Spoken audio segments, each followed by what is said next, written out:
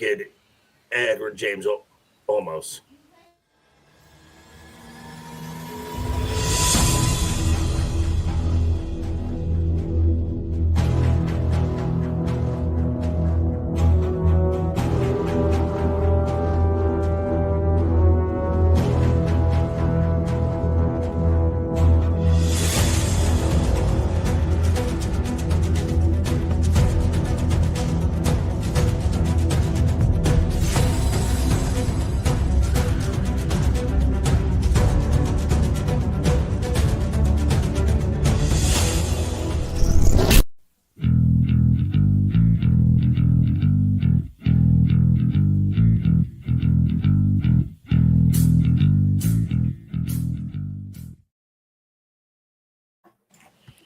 Greetings and welcome once again to Roman of the Empire. I am your host, Roman. Today we are talking about weird naked space vampires in the 1985 film that is Lifeforce. This was every 15-year-old boy's dream come to reality on the big screen. It's a weird movie. It's an uneven movie, and we're going to talk about why some of that is. Our friend Lance Nielsen was supposed to be with us this evening, but he was not feeling great, so you're stuck with us. Beard's on the road, and Ego had other planning things. There was a collision of plans, friends. A collision of plans. She wrote other plans. And that's probably it. So don't put him on blast. He put himself on blast last night. He did. Overbooked. So before we jump into naked space vampires, figuratively, not literally, let's go around the horn and say hello to our panel. With me, as always, he is my partner on the channel. He is my wingman. He once stopped me from carpet bombing London because naked vampires, dude. He is Shieldwall of Dragons. Welcome back, my friend. How are you? I like your new logo. It looks really good. Yeah, that's the fighting female space vampire. Right on. Solid. Yeah. I had to make sure she had a top on though. It was important. There was a lot of tough editing to be done. Yeah, before, This is great to be here with this whole panel. Kind of getting the group back together again. Great to see Matt back, getting back in here. Sammy, for first time in a little while on the show. But yeah, this is a good movie, and you're right. I was 15 when I saw this movie, so I was like, "This movie's freaking awesome!" And then I watched it again in a really long time to prepare for the show, and I was like, "Huh." Maybe it wasn't as great as I thought it was. It's still good, but it wasn't like, as that memory that I had, of how good the movie was. But anyway, we'll get into it. Yeah. It's naked space vampires, folks. I mean, there's really not much to go on beyond that. Well, you could be 100 years old, and you're still going to think parts of this movie is great. That's true. He is the scourge of Gotham, the nemesis of the Dark Knight. He is Joker Voice. Welcome back, my friend. How are you this week? I'm sorry I was not here. Sorry we weren't here last week. That was on me. But so you had. I think you had to spend extra time in Arkham for that, which I feel bad about. I did. Yes, we had a power outage, so there was no internet, and I had to rig something up to watch this film again for research purposes only. This film falls into the category of fun, but objectively it's a terrible film. But it's just it's kind of in the so bad it's awesome. With the absence of something, it would not be fun. So that's accepted. Some things.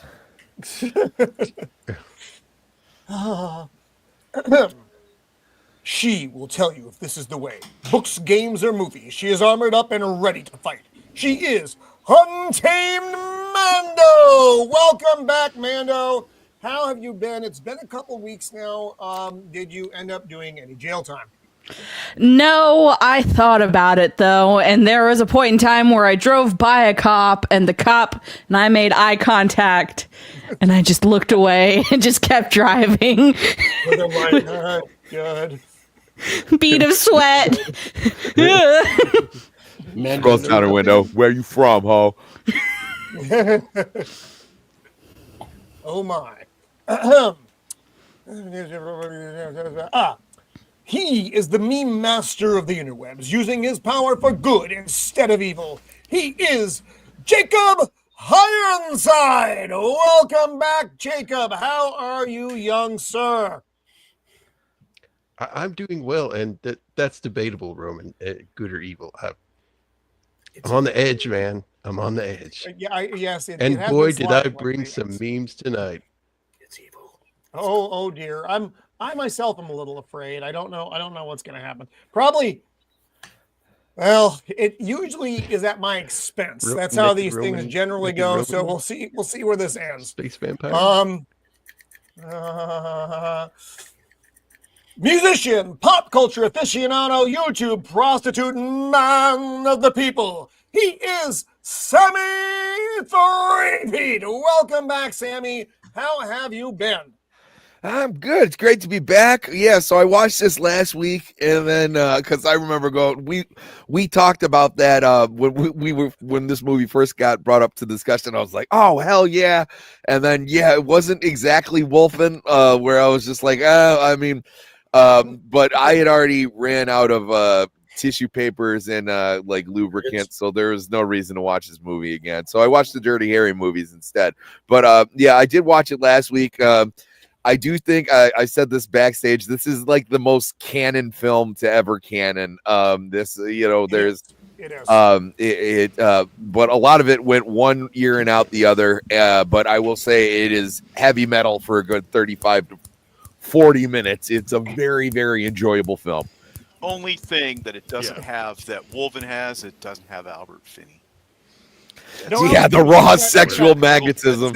Albert Finney. I will argue this is the horniest Patrick Stewart has ever been in a film. Not good. We actually have the video clip of that we're going to be showing later.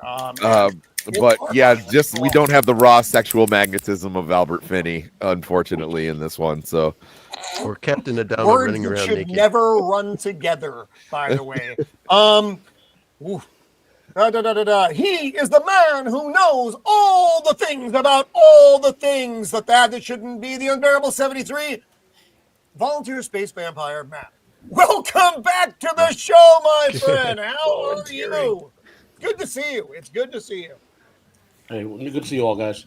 Working on my recovery and my winter discontent with, if I sound a little hoarse, listeners, because I just I'm getting over the flu. Oh, good. Because you didn't have quite enough going on. Yeah. Is there a hex bag somewhere at your house that you need to be searching for? Yeah. I think there's just a line of medical conditions just being beamed in by aliens. Lord. Space aliens? Yes. Like vampires? Naked space vampires? Maybe. Yeah, maybe there's like a cupboard under your sink that's actually like a Dybbuk box. Yeah. Or. Boy. Well, little light in the chat right Roman. now. That's okay. Then we have our good friend Frank Yately with us. Welcome, Frank. Always good to see you out there. 16-year-old and the hot broth. Yeah, no, that's the thing. That is the teenage version, the teenage viewing of this movie, I should say, was a lot better. It was a lot better. I hadn't seen it. I don't even know how long it had been since I'd seen it. It'd been a long goddamn time though, and so watching it again, I was like, well, at least she's naked. Which was actually the same thoughts of the author of the book. Oops, I have two sets of notes out here for intros. Why do I do that? So the original author of the book hated this movie, which is not in any way surprising. But he did say, well, at least there's a lot of nudity, which is, you got to take it. I guess I'll start there, Roman. What you just brought up, Roman. I'm sorry to but before we get going, you want to go through the memes real quick? Oh, do we want to meme first? Okay, we will meme first, and we will discuss soon. And we're probably going to do this one a little bit differently. I'm not going to go the scene-by-scene walkthrough, though we will be going through the movie that way. We will pause at certain points where discussion merits it. And so it's going to be a little bit different. I still don't know how we're going to get this film past the YouTube censors. I'm just saying. No, I worked very hard on this. Yeah, there was a lot of creative editing. Nice. Wow. What did you do to my face, man? No, I like that chin. Oh, It's yeah. a nice chin. I'm happy. So that's what I look like as a man. Okay. I love the hair, Roman. I've got a space pro. I look good. I look like Mr. Bean. I like my chin. It's, Wait, is that Jacob Sammy? stalking from the shadows. Yeah. You look like Ralph Macchio. I do. I'll take it. Excellent. But This is good. This is a good one. This is a good one. Yeah, look at yeah, that. can I like get that chin now? Like I like the chin. Roman, you look like that you were helping reconstruct a painting, and then Bob Ross. You guys had a little Bob Ross going on. no, yeah, but no, I was gonna say he looks like the henchman in Ghostbusters 2. God. Yeah.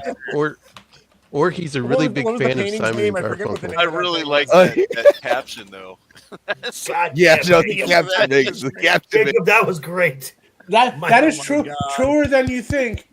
Truer than you think. More than you think. Back me up, Sammy. Are not It's the true. major villains in It's true. There's some Naruto parallels.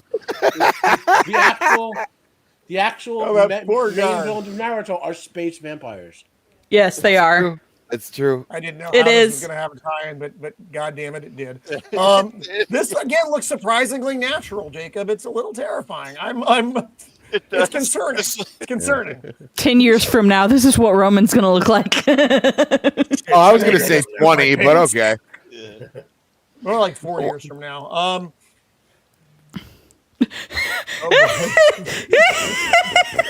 What is with my chin? What is with the chins, man? I mean, I look good as a guy. Let's be. It's fine. Well, it's a fetching suit as well. It's a fetching And suit. beard looks nice, and beard's got a clean shaven look going. Right? Mando, you look like Doctor Whom. I was thinking that I was like Peter Capaldi. I was thinking the same thing. I don't remember Peter Capaldi being in this. I guess I look like a female Peter Capaldi. Who's that? The guy with beret. Who's that? That's Sammy. That's Sammy. Sammy. Oh, okay. Well, I will say, a lot of the background actors you see in here, if you watch Doctor Who and Age, you'll recognize. Oh, that's true. Oh yeah, They were- because they're. No. Oh my God!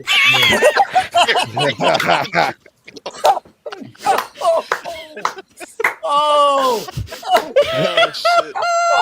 I'm gonna need that one, Oh, Jacob. that's the worst. Man, Oh, Reasons. oh, this is a that's 10 out all of 10, Jake.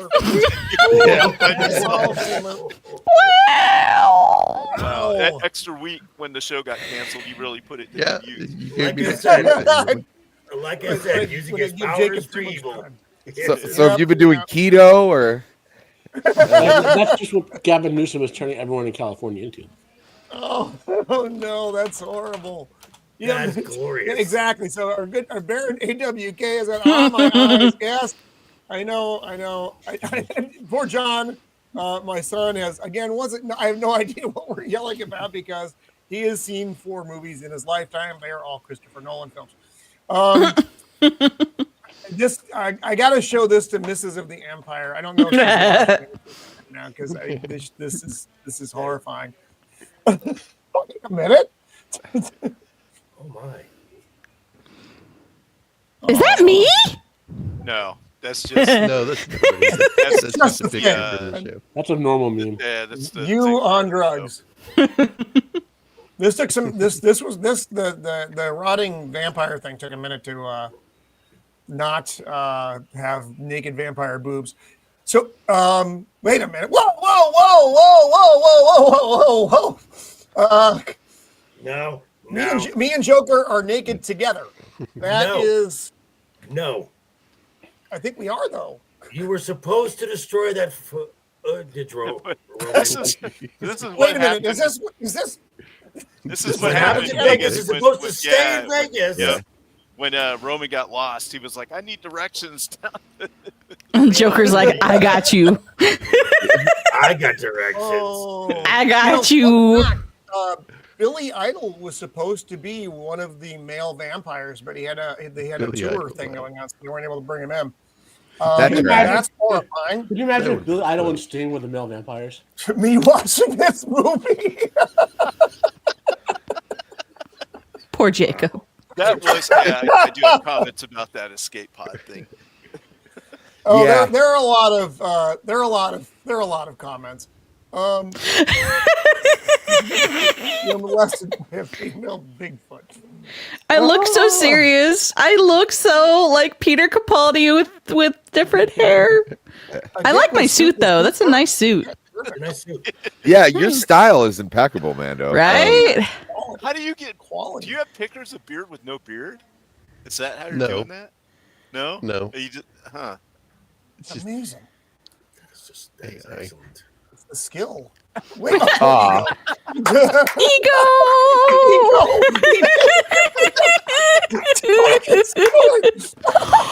Oh no! Sending that to him. Oh It no! looks It's the like- DEI Professor X so hire. No, this is literally going to be Ego in like 30 years. Yes. that's true. That's wow. That's incredible. That, it is. Wow. Wow. See, Ego, this is what you get for not showing up, buddy. Oh Lord, you clearly had my name on it. Oh, this scene. Oh Lord, it's so disturbing. It's more disturbing with Jacob's face on it, but Right. it's disturbing. To go. Let me go. Oh no! Oh no! That's creepy. His face is that. It's just wrong. That's Lance. Oh, it's like, oh, Oh, that's, Oh, Oh, see, again, Lance. This is what you get for missing. This is what you get. And Lance, I was hoping he was going to, for a myriad of reasons. I've been beating. Wait a minute. I've been beating on this ball joint for hours, and I Hours. broke my tool. too many jokes. That, yeah. That was Beard was trying to get a ball joint Right. out of his Yeah, he was vehicle. actually for trying to trying to that's work on his car. means. But there's a double entendre at work here, so it's nice. Definitely. It's Lance again. I'm not saying nothing. it's like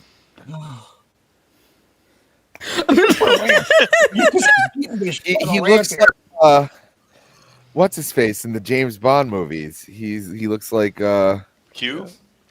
no the big bad for Oh yeah, the big bad. Oh, Jaws guy? no the head of Spectre. What Oh, Blofeld. Blofeld. He looks like Blofeld. He's Steve again, Lance. This is what you get for missing meetings. Wait a minute, a NASA trick. You need to lick the ball joint before you work on it. Lick it. Lord. oh, And clearly you're. he sent me this. that's the one. Yeah, and it's got the chick from The It's the Office. same picture. I don't know which is more Young disturbing. Roman. Jacob, this Looks like picture Timothy. or the picture of me as the vampire zombie thing. I think it's Young this one, Roman frankly. looks like Well, Young this is what Roman looks like as a lady. Charlemagne. It's the eyebrows and the ears. Man, that is I was drunk. I hit it. that's disturbing. So we know what Roman looks like as a woman and me as a man. You look like Peter Capaldi. No one wins. Isn't that what the show's all about? Bringing people together in Yeah. bizarre Jacob, damn it. Evil. Well done, youngster. I want to say hello to everybody who is hanging out with us over on YouTube and on X. Welcome to the show. We're you just if you didn't see it, you have to go back and rewatch those opening minutes because they are horrifying. So let's jump into this. And Matt had something to say. oh yeah, go ahead, Matt. Let me start with briefly doing a little book versus movies. Not very brief. The one thing that is very similar from the book and movie are the characters are the same names, same roles, same behavioral patterns, and all this sort of stuff, right? One big difference is the book takes place like 200 or 300 years in the future. Now, Yes. mind you, I was like 12 when I read it, so it's been a while. But it's like 2100 or 2200 AD it takes place in. Another big thing is the ending is way different in the book other than the movie. Okay. And the third thing will be the movie wants to rely on, like, if you had read the book to get the true nature of the aliens involved, which I'll elaborate more on later. I don't want to bog up the beginning with just dropping tons of info. But so that's kind of that. And then everything else is like my biggest criticism of this film, so I don't keep saying it over and over again, is the actor did really good character work with their characters, but the writing let them down horribly. Like whoever wrote this was writing scenes and then not saying, wait a minute, how do I connect one scene to another? Right? So there's nothing like when you go from one scene to the next, other than the characters are walking into the room there. Like Well, we there's also no, like, had editing problems. They slashed the crap out of this. oh yeah, movie. especially if you've seen the. And we'll, like I said, we can get to all those many reasons. So it was Colin. I'm sorry, help me here. Colin Wilson was the author of this, and again, he hated it and said at least there was a lot of nudity. But then Dan O'Bannon and Don Jacoby did the screenplay for this. And fellas, At the I was on Lance's show last week, and he said that they just had to abruptly stop shooting at the end because they ran out of money. They ran out So of they money. had to go with what they had and cut it to make the end of it. And this, you knew you were getting into something in the 80s when this popped up. Canon had notoriously B movies. They expected this to be their blockbuster, their actual no kidding hit movie. And that's why and then we see the next screen here, the Golan Globus production. This was another notoriously what am I getting into movie. So they dumped about $25 million into this, which at the time, remember back in the mid 80s, was a grip of dough. That seems to be a theme with them, though, where they're like, this is gonna be the movie that does it, and then it ends up being a canon film. So canon film started in, like, I don't know, the late 50s, mid 60s, somewhere around there, and eventually they ran into financial problems, and then an Israeli company called Golan Globus bought them. That's what that is. So, and this movie was the beginning of the end for canon. It was this, Superman 4, Masters of the Universe. They all just were. They were like the vampires sucking the monetary blood out of canon, and that was just. And Toby Hooper, notoriously of Texas Chainsaw Massacre fame, and who did, in my opinion, the best adaptation of Salem's Lot. So it's just kind of a weird hodgepodge of things going on. Patrick Stewart, like way up there in the billing on this. He's not in the movie very much, but the part he is in is pretty fucking hilarious. I mean, he's bringing it. He was. He didn't hold back in it. Henry Mancini. Again, we're looking. There's a lot of top-notch talent associated with this movie. Well, Canon was a top-notch company. They have a lot of film, like all of Chuck Norris's like movie hits in the 80s, Missing in Action, Invasion USA. The big ninja films that did well over here. Enter the Ninja. Sho Kosugi's early films and all that. Trying to remember other stuff. One of Stallone's films, the one where he plays Over the Top, the arm wrestling movie. That one, but there was another film where he drove a car.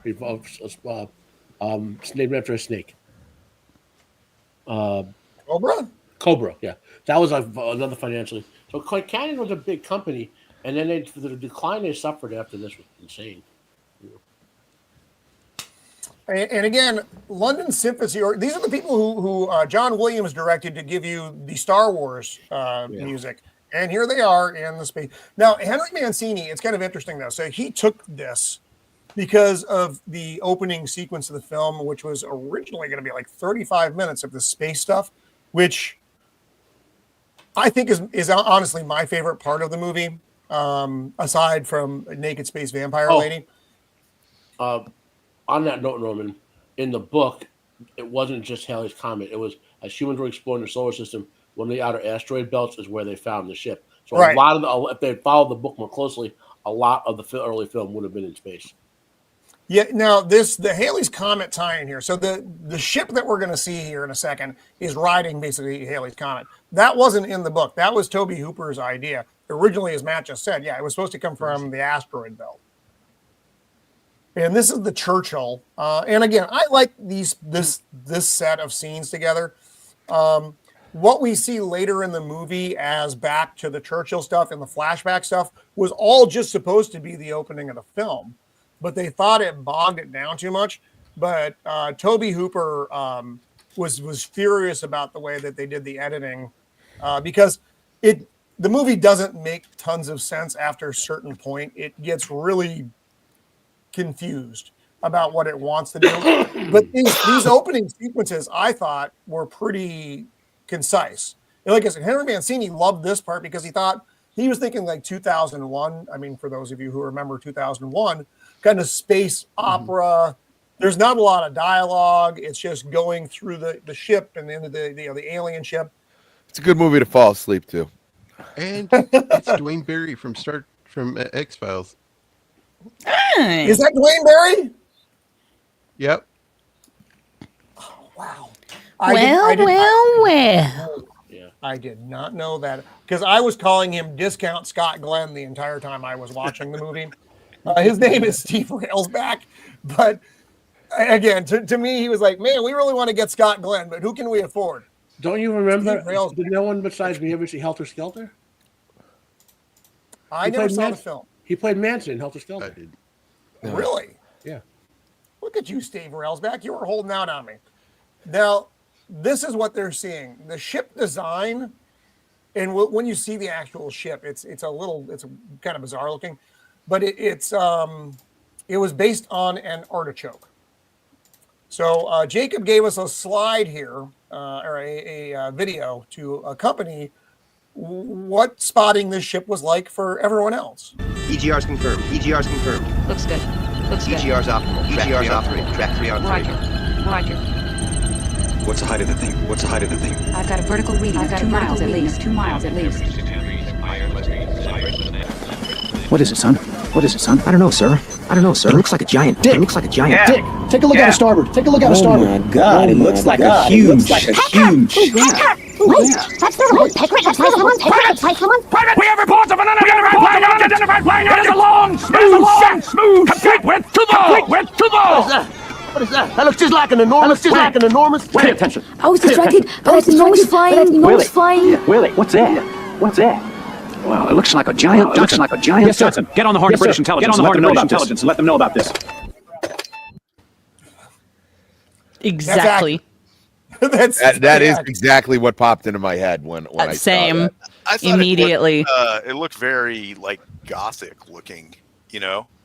And I just like how that clip was like what from 1997, Austin Powers and Willie Nelson still looked a million years old. Willie Nelson looks the same age since he was birthed. He came out that way. Oh, with pigtails. He came out with pigtails.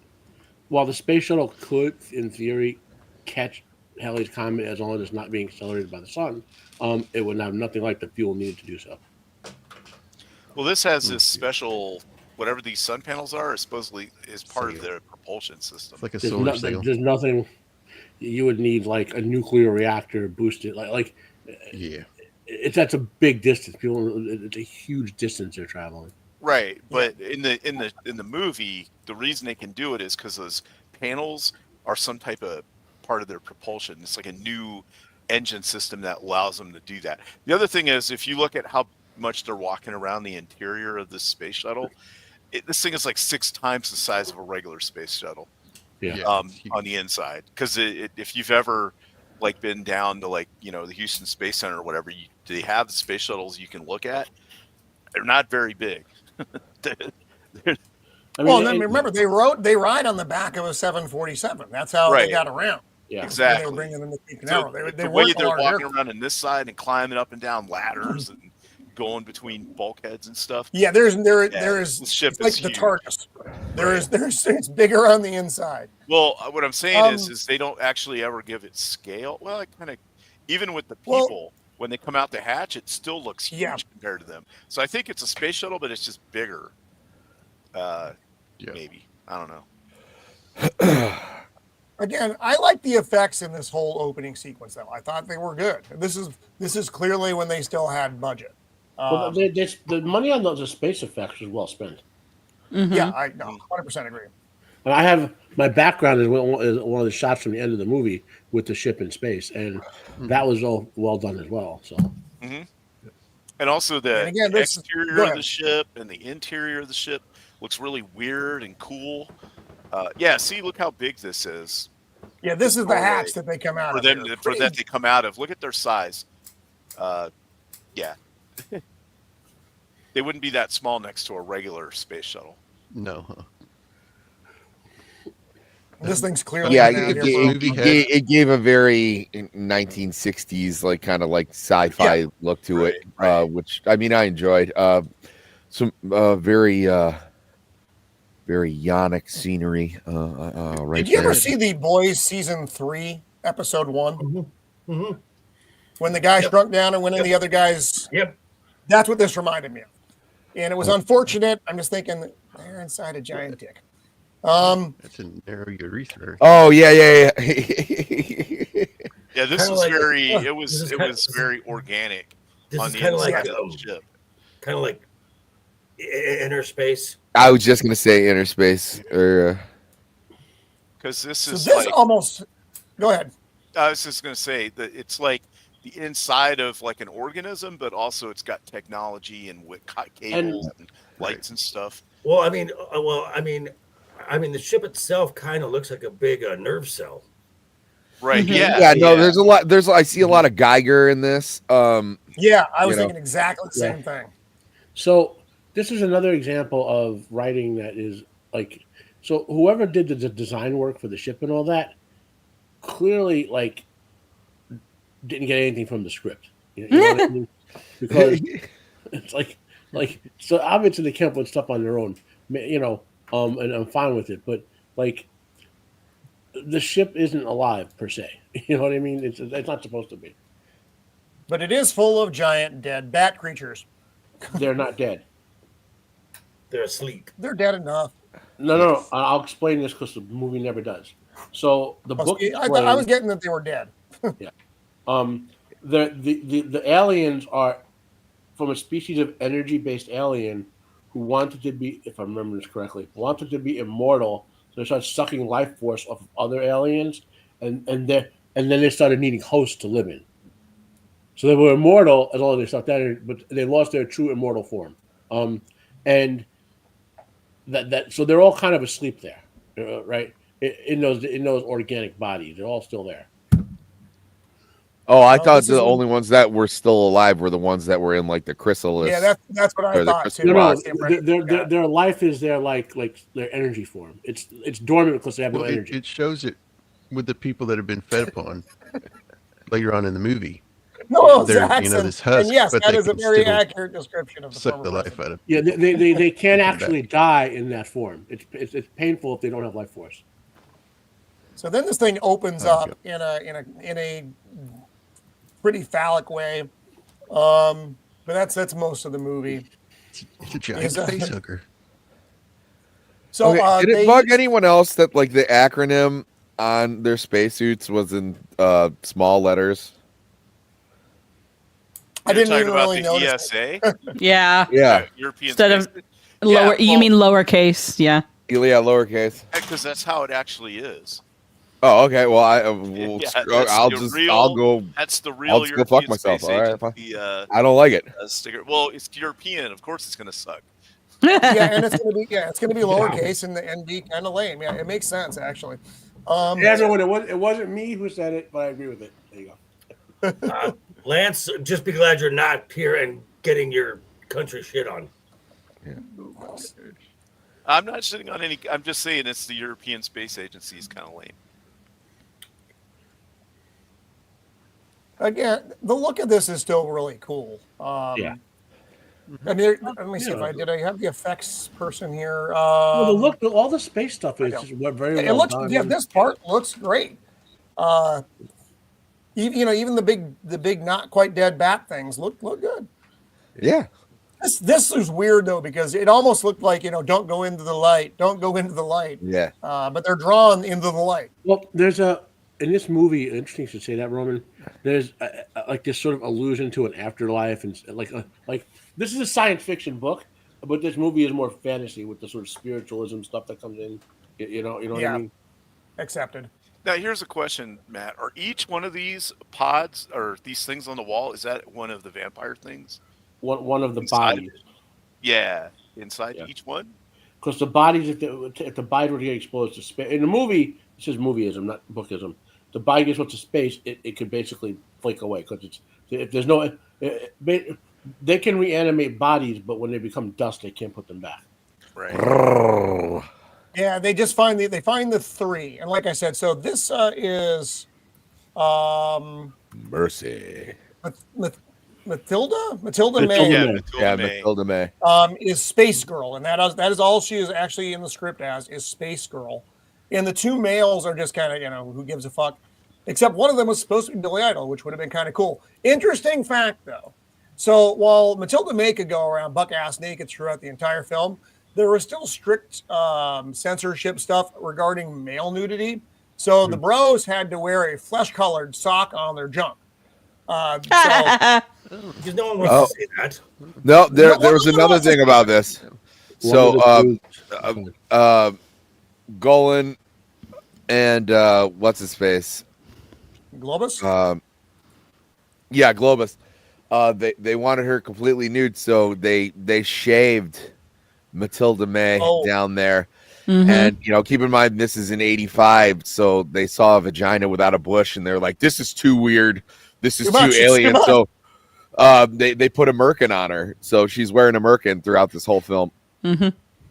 No, it also created. They also thought it made her look younger, which brought up all kinds of other things because she was only 18 when she did this film anyway. Yeah. So about the young lady here, we'll go back to her frame here for a second. They screened not like about 1,000 different people for this. Most of the people just wouldn't take. They didn't want to do the full nudity immediately. She didn't speak English at all. She only spoke French, and she had to make some calls because she thought that they'd roped her into doing a porn film. Again, not really surprising though. And yeah, so she's French. She didn't speak a word of English. She learned English while the movie's going on. And the parts that are in the film, that is just her speaking phonetically, not really even knowing what the hell she's saying. I mean, that also makes sense for the movie though. Like if she's an alien, I don't think speaking English, it would be a very fluent English that she would speak. Well, remember, and we get to this though, but they ride Halley's Comet. Every time Halley's Comet comes, the vampires come with. And language evolves at a very rapid pace in And again, forgive me if I really tried very hard with my screenshots here. I hope that no nip gets by. One of the male vampires is Mick Jagger's brother. Well, that's true. Yeah, I'd forgotten that. Yes. It doesn't really matter which, but yes. Whichever one has the best dance moves, that's probably him. Chris Jagger. Now, 30 days later. Again, that opening sequence goes on a lot longer, and we see the rest of it in flashbacks, but that's not what was supposed to be. Sock sizes may vary. It was cold. They were in space. I wonder if the director decided that to show it in flashback to save some of the mystery. No. He didn't. He hated it. He actually didn't want that. Well, yeah. That the moving it was not Tobe Hooper's idea. That was other folks. Whoa, and actually, the editor of the film got pulled. Because the film went long, So he was doing the editing, but then he had to leave because he had to go work on Labyrinth. And then they brought in Johnny McChop Chop, and that's how you get the version that we have here. Hey, Adam, hello. Welcome. Oh, he worked Adam on Gray. he worked on Labyrinth. That was a pretty good movie. I was going to say, that's edited quite well. I think he made the right career choice then. Going to Labyrinth. Well, I don't know. I mean, this movie could have been saved in editing. Honestly. Yeah. Well, apparently the original Toby Hooper cut made a lot of sense. It was it was long. That's the problem. But it made sense. And then Johnny McCutcut got a hold of it, and it became, what the absolute fuck is happening in this movie? Phrasing. Good point. So they can't get a hold of the Churchill, and this is they send Columbia up. This was, Yeah, not you can just gen up a space shuttle mission in a couple of hours. No big deal. And this film was released I believe it's 1 year before the Columbia. Oh no, Columbia was later. That was Challenger was the first one. Columbia was the second. Yeah. Unfortunate events in NASA history. And they're going on a rescue mission. See, but Shieldwall here. Yeah, they're the same size. They look like they're similar scale. It's got some different fins on it, and it's got the fancy solar sail thing. But again, I thought this looked good, and this was a nice creepy scene when they go into the Churchill. Oh, I thought this was dope. Yeah. This whole space part was great. It looked good. Yeah. Everything's burned out. It's just a hot mess in there, quite literally. But it looks good. It doesn't look like they half-assed this, and it looks like they burned the setup. And look at that guy. He's like, "Hey, baby, what's shaking?" And you have no idea how all this happens. We'll get to that at the end, but the effects here are freaking great. Oh, they used some of these skeleton things in The Mummy. Some years down the road, by the way. Thought I recognized that skeletal arm. So this is the log is destroyed, but on the ship you have the bodies still. They are still perfectly preserved, and nice placement of the tape there by someone in the props department. Hey, there's a naked broad up here. You want me to bring it back? Houston, there's a naked French woman up here. What do we do? Now you might. I'm just saying, if that is the one thing that is still preserved, do you really want to bring that back to Earth? Right. That was my whole thought process. No. Like my whole thought process on this was why. Who was in charge, and why did they think bringing them to Earth or bringing this thing to Earth was the thing to do? Like, no, take it to the nearest space station and examine it there. Honestly, some stuff went down here. Let's hit the brakes here and slow it down a little bit. Honestly, as much as we joke about that, the real mentality of these people are that they can safely bring this stuff back, and of course, the hubris. Well, yeah. It's like my mind is telling me no. So that my body. The actor who just on screen who plays the doctor in this, Frank Finley. He was Porthos in the Three Musketeers in the 70s. Wow. Yep. He was. I did not know that. He was in many like a bajillion actors. He was in The Longest Day. That's my favorite Musketeers movie. Yeah. That is, I think, everybody's favorite Musketeers movie. That's the one with Michael York, right? Yeah. Yes. Three Musketeers, the 12 Musketeers, and then there was a sequel like in the 80s. Hey, he was in Charlie he was in the Wild Geese. Amazing. He was in Wild Geese too. Yep. That's a great movie. He's a very accomplished actor. If you look his stuff up. The scenes coming up here are really. This is kind of like almost an X-Files type This is vibe my going response on to here. that Joker. What is happening? I don't know what's going on again. Response to that Joker. So they're going to do an autopsy on the girl because, of course, they are. Mm-hmm. Pervs. Again, I'm hoping I got all my editing in here properly. If not, I apologize. YouTube, I went to these slides quite a bit. Okay. I appreciate it. Right into the movie, and everything looked good past this point. All right. Trying to get past the YouTube censors here. So they're talking about Halley's Comet, blah blah blah. This guy smokes a lot. That's awesome. Yeah. So what you do get out of this, they're always drawn to these creatures, and this I like though because it is like regular vampire lore. There are just the seduction and all that stuff. So they're getting lammed. Well, the presentation is different, but the idea is the same. Well, this film, they actually do take. They actually do. It's at least what I saw. They do take some inspiration from the Dracula novel, the Dracula story. Yeah, I was getting the same vibe. The seduction, the person who is connected with the mind and they can see where they're going. It's part of the. Oh yeah. We'll get there in a little bit, but yes, that is a big thing later on. So Toby Hooper, it's funny. We're going to see them in a second. The victims of the vampires, Toby Hooper called the walking shriveled, which oddly enough is also what happens if the pool is too cold. Come on, that was funny. That was funny. Must touch naked space girl. Uh-oh. She's alive. He's alive. She's hot. And the actress Matilda May she plays a very emotionless face for most of this movie. Yeah. Because she's French. Around naked, but yeah, that's true. Side boob. She's just kind of like. She's kind of like. Exactly. Because I'm French. Because you're French.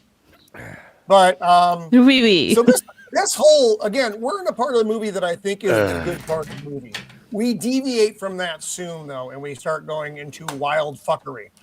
But the whole scene at the British Research Agency where they're getting ready to hack up the body and the events that unfold, she wakes up and then, fun and games. I like French ladies. It gets electric. And then it goes all crazy here. Again, I like these effects. These were groundbreaking back in the day. Yep. So something wacky's going down here. And poor unnamed British guy's like, what? And this is great, though. He's like, he's a little husk of a man. But girl is still in the room.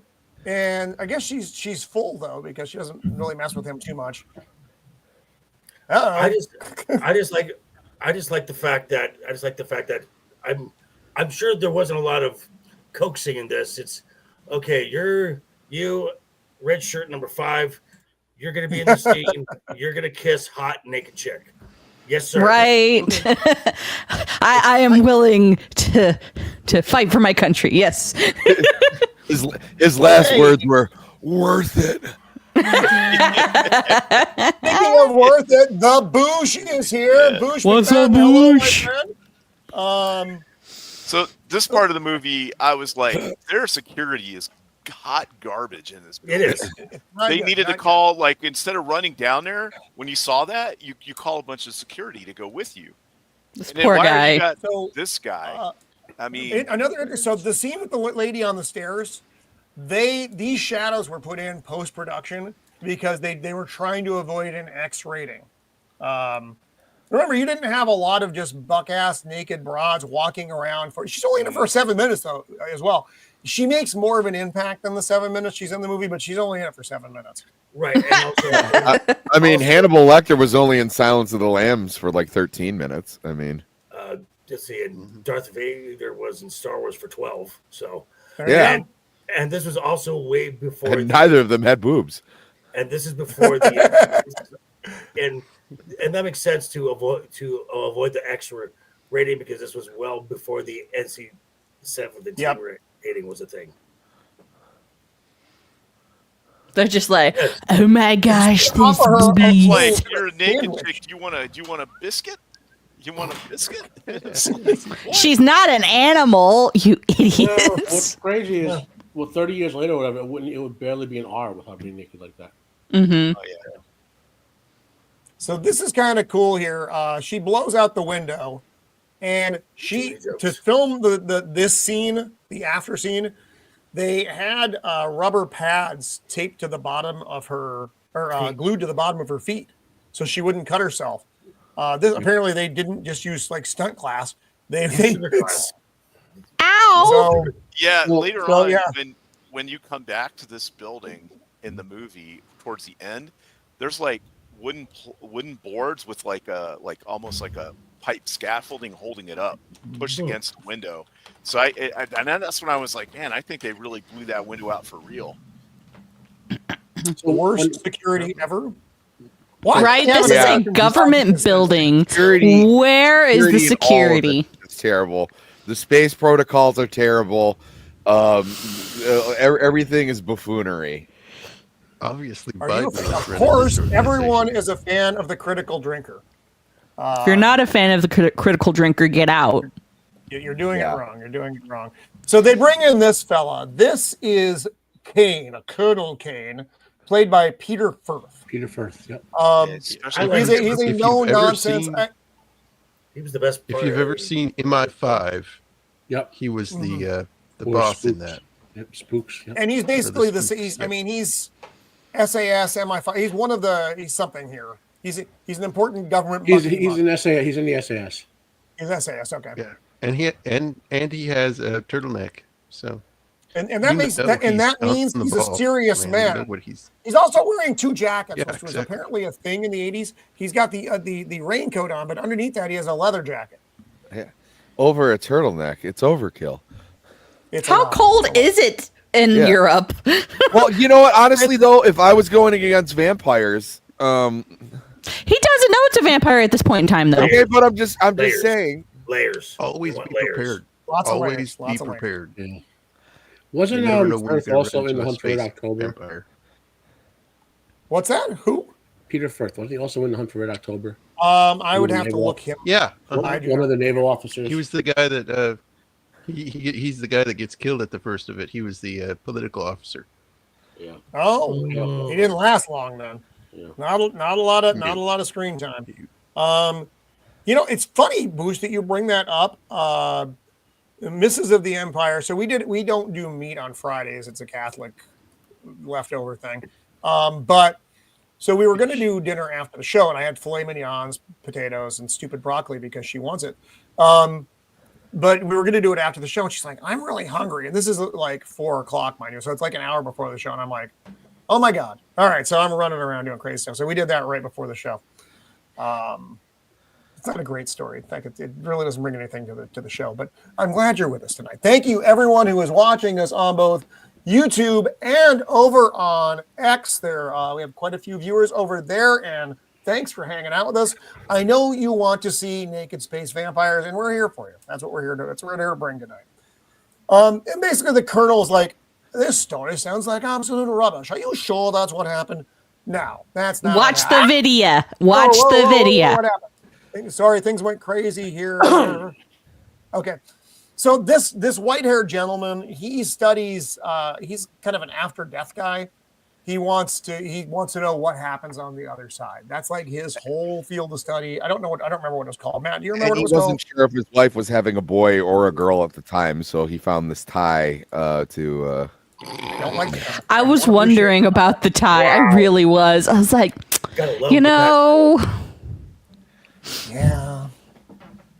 So now we're with the naked male vampires. Again, one of whom was supposed to be Billy Idol, but instead they got Mick Jagger's brother. I mean, they're not bad to look at. This scene was Roman and Joker in Vegas. Yep. Yes, and no proof of this. Footage was supposed to be destroyed. So yeah, they. I blame Nadia. I still blame Nadia.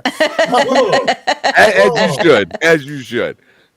Everything Nadia's was fault. fine, and then Nadia handed you some gummies. So just some of those gummies ain't no joke, man. No. So the we are reason- naked. Is that? Do you think that's Mick Jagger's brother? Yeah, don't know. probably. They just kind Probably. of generic looking. Maybe because they gave us close up. I don't know. I just like to think it's of the other like guy. It's not this dude. Mick Jagger like having to like go to an event and he's like, I have to go. My brother's being a space. I mean, look at that. They got those. They have those cool machine guns. What are they called? I can't remember what they're called. Oh no, If you're he right. was here, he would Yeah, know. the Steyr Augs. Yep. That's What are they? AUGs. Steyr AUGs. They're an Austrian gun with a built-in. Really? The carry handle has a built-in sight. Yeah. Very So they don't do anything against space vampires though. This is funny though. So they blow them up. Yeah, they threw a grenade in there and blew them apart. But funny story, you think that works? Well, the body, the energy can just go to another body. They're energy aliens. Right. Yeah. But we don't know this at the time. The reason So they're also- not Roman, so just a minute. The reason they're not yanking the souls out, they're just draining the life force, is because when the soul remains in the body 2 hours later, the soul comes back and tries to grab life force and spreads the plague, which they want. Right, which is what we're about to see. Yeah. This is kind of what I looked like the day after the meetup in Vegas. I am not surprised. You Very were similar hammered. vibe. This is like after you blank and she keeps on blanking. Blah. So I'm gonna pause. I'm gonna pause us here for a second because I have my good friend, that '70s rock fan, gave us some other material here, and we're gonna take a look at this scene. I'm still gonna pause it during it because I'm hoping I don't get the strike, but damn it, Jacob. So here we have the scene as it kind of plays out here. Give us some lovin'. Bring it. Give us a kiss. This was freaking cool. Again, we're still in the good part of the movie. We leave this soon. Oh, you know what, Boosh? That interesting thing. They became the aliens in Cocoon. Cocoon was the movie that was out at the same time this movie was out. I'm not saying that's why this movie did poorly. I believe that is just the movie on its own. But it's kind of an interesting parallel between The Thing and that little gray fucker E.T. Not dissimilar. This is not a go to the theater kind of movie. I don't think I saw it in the theater. I think I saw it like on aftermarket VHS. Maybe I saw it in the theater. I think had they not destroyed it in editing and had better writing, it would have been a much better theater. Yeah. Right.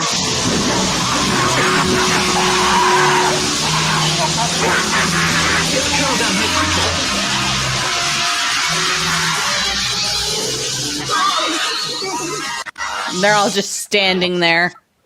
Yeah, and so this is cool though. Look at the little guy. So he's getting restored while the other guy is turning into a razor.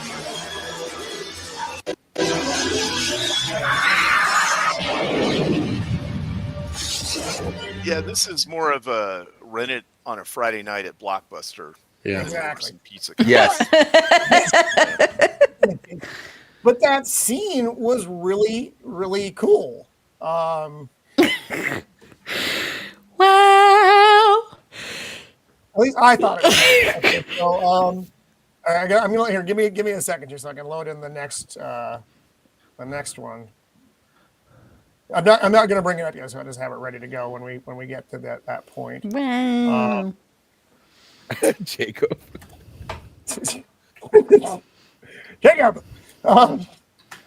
So again, I thought the effects in that scene were good. I thought the impact of that scene, when you see the life getting drained out of the I just like the fact that the walking corpse has a great head of hair. Right? I was thinking the same thing, bro. I was like, man, that hair. They said that's Very nice. Mick Jagger's brother's in this movie. I didn't know that Keith Richards' brother was also in this movie. So, remember I mentioned they're trying to juxtapose some sort of fantasy and religious element into this, okay? Obviously, there's a soul, right? The spark of life is the energy that when your soul, in Christianity, so they're stealing the spark of life from the soul. That's the visual analogy they're going for. Life force. Yeah. So this guy pops back. He's like, "Hey, puppetry. what's going on? This is awesome." But the Oh my puppetry god! of God damn it! Sorry, the my puppetry computer is- of the dried out guy is great. I thought it looked really good. Oh, it did. Yeah, it's fun. I mean, these practical effect stuff. Oh, oh my god, my video jumped ahead like 4,000 slides. I don't know why I did this. Because why not? I know that's what happens. Sorry. This is not Technology. Why don't we take a look at the poll in the chat while Roman is fixing his computer? It looks like we have 8% so the question was, who would make the best space vampire? And the options were Sammy, myself, Joker, and then I swear I thought Roman was dead. So right now it is 8% for Sammy, 8% for myself, and 85% for I swear I thought Roman was dead. Joker has no votes at the moment. Apparently, people don't think that don't think he'd make a very good space vampire. But somehow Sammy and I would. The movie is going to start to turn soon, and it's just gonna it goes to fuckery very quickly here. Yeah. Remember, the female got away, so don't get rid of that. So they find a body. Naked brought in a car. Illegal was a getaway. And now they realize it's spreading. So they go back. It's going to start to turn very, very soon. But this part was, again, we're still in the okay part. The guard who came back to life is all bugging. And it's been 2 hours. It's like a very specific amount of time. Yeah, I thought this was still good. It's the second one. And he just goes all raisin, and then comes back and blows up. Yeah. The doctor guy. I love this part. The doctor just. I was like, why are they putting them in cages with a bunch of stuff in it so they can break out? Right? And yes, like storage cages. These guys don't have holding cells down here, or you can't. I guess in Europe, the idea for the European sense of security, this is it. No, and that's the military mindset. It had to be budget constraints or something. Whatever building they were using. I mean, they actually just put them in like a broom closet equivalent, like an actual broom closet. Yes, right. Because otherwise he would have had storage cages, a vast observation room. We had those in hangars. We had those in hangars. So you put stuff in there you didn't want to just wander off, so that people just couldn't steal it. So this is you're right. Yeah, we all yeah. Got those Betty Davis eyes. So it's been 2 hours. And this is Naked Park Girl again. It is what it is here, and this is where she starts eating out. Again, I think the practical effects of the puppets were really good. They were. They were really good. This is why good. you don't do drugs. You'll blow up into ash. Don't do drugs. Yeah, so that's what cocaine's made out of? 3 a.m. Dead space vampires. And she blows up. And I'm like, well, shit. We need another body. So if you'll remember, and we didn't cover this because it didn't really matter that much at the time. Still doesn't, quite frankly. The escape pod from the shuttle, which it doesn't have in the real world, but it had been deployed, and they couldn't identify the bodies that were on the space shuttle because they were all crispy critters, burned, to the point where there was nothing that was identifiable. They're a little crunchy. So, little crunchy. So the little pod here has the mission commander in. He's an American, and of course the Brits bring him in over there because somehow they have cognizance over this mission. And again, so discount Scott Glenn, who is not just this guy, he's Dwayne Barry, which I did not remember from X-Files. Pretty good. And Charles Manson. And which movie was he Manson in? Helter Skelter. Yep. Which is an excellent book, by the way, if you have not read it. It's not light reading, though. I will give you that. And again, thanks to everybody hanging out with us over on YouTube and X. A nice crowd hanging out with us tonight. So I have a question for military. So is that an Army or Navy uniform? I was confused. He's an Air Force guy. That's an Air Force uniform. Air Force. And okay. That's the actual OT pre-1990 when they changed it over to the business suit looking piece of junk. Okay, because I was like, that doesn't look like Air Force that I've seen. That's what an Air Force uniform looked like from the late 50s all the way up to about 1990. Oh, okay. Also, he's a Vietnam era guy. You can tell by his. Yeah, okay. So if you look directly two down on his board there from his badge, right, with the wings and the star, two down, that's a Vietnam campaign ribbon. Okay. I mean, his age, he's a colonel. He's discount Scott Glenn. Yeah. His hair is too long and is out of regs, though. Yeah. Although he just was in space for 30 days, right, or however long, and then he lands, and they're like, "Okay, get him to London." It's like, and then like an hour's passed or something. It's like, no. Yeah, I know. It hasn't been a long time. He would have had to go to the hospital. It would have taken. He wouldn't have been released to them. No. And then it's like at least a 5-hour flight.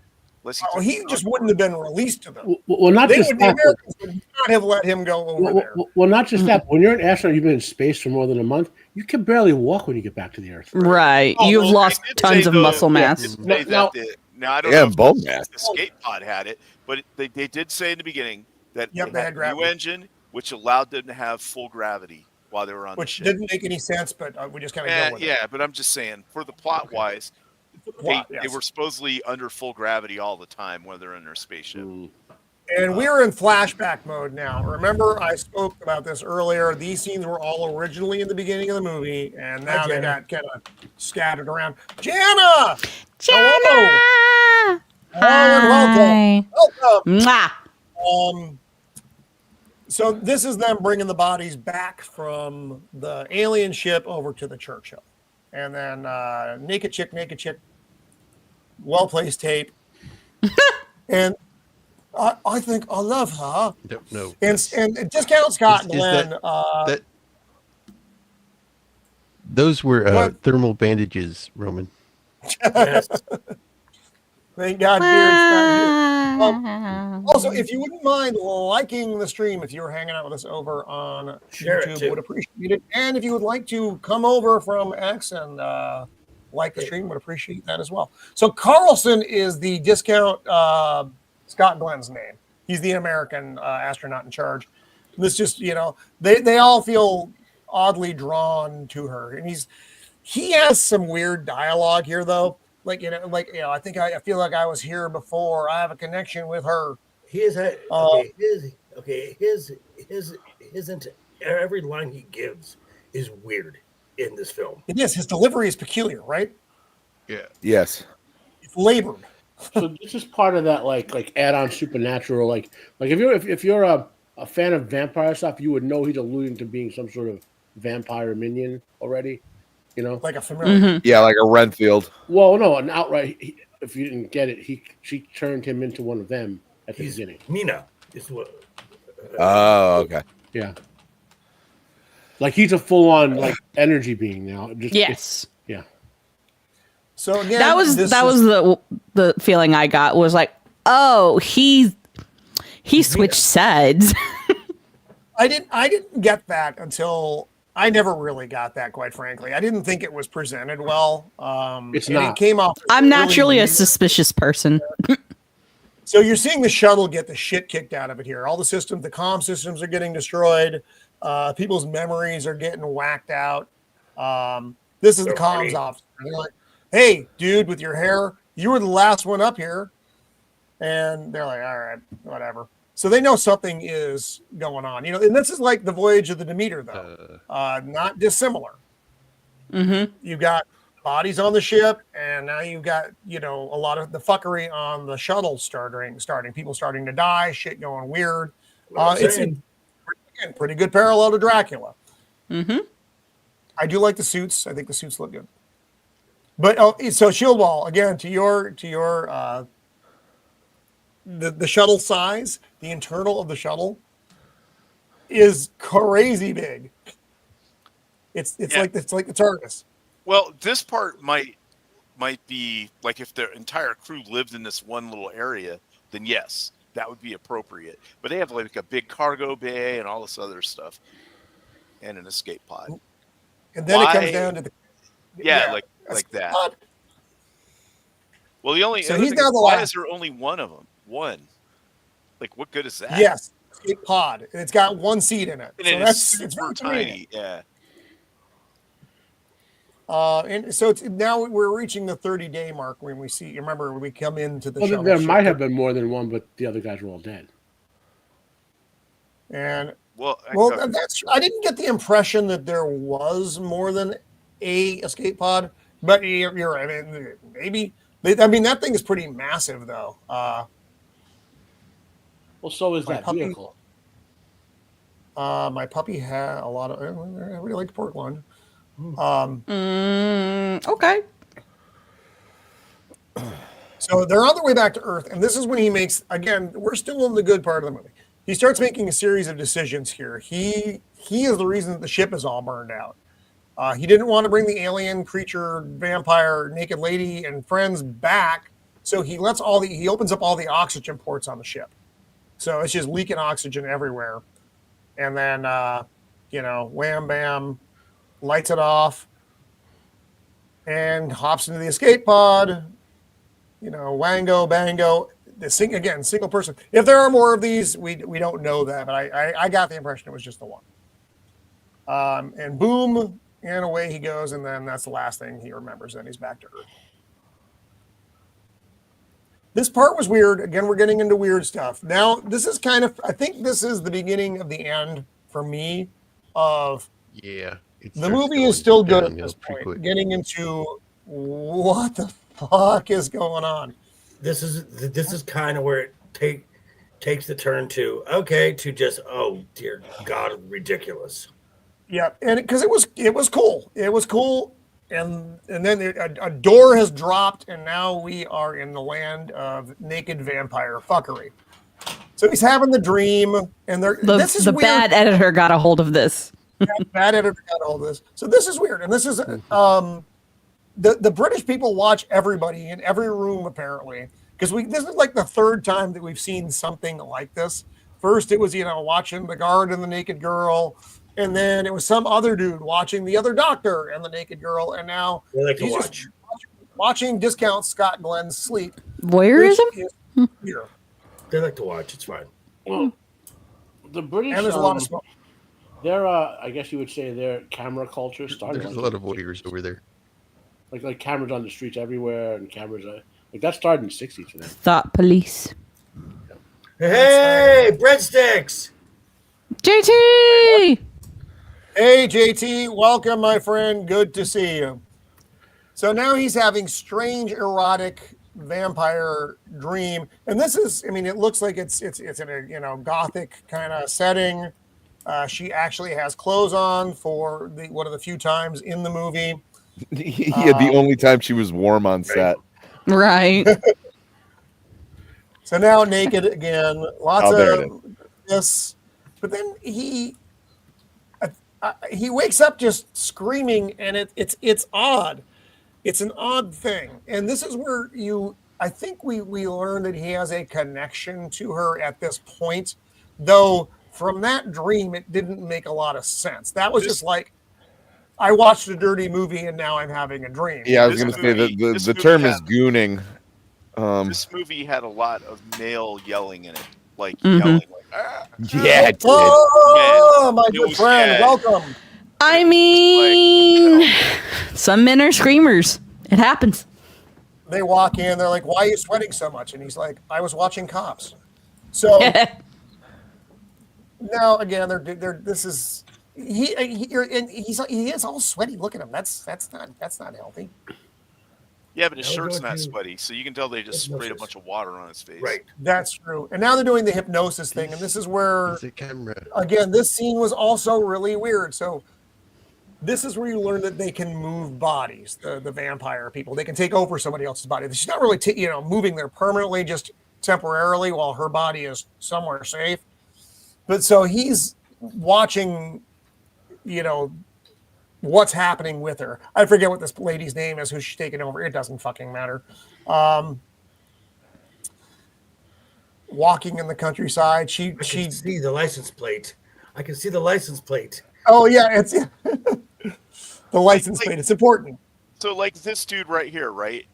If a chick like that walked up to you and you're this guy, and she's like, "Hey, what's up?" You do get in your car and drive away because she's got an angle. There ain't no way that For she's sure. like, No, "Yeah, let me get she you." is And not she's wearing a trash bag. Exactly, unless she's like 50 pounds for an hour or something. That'd be the only way. And so it's getting a little and then he's like, he's touching her leg, and he wakes up and he's yelling again, and it's like, this is so. It is. It's just. It's Right. It's It the had over the way too top. much men yell. It's like a bunch of men crying in a movie or something for no good. Men with perms is just bad. That's just bad. Lots of. They're upset because they are not the ones that are touching her. It should have been me. Exactly. So Tony Hooper, talked about this. It's men. Let me see if I can find it because I thought it was really.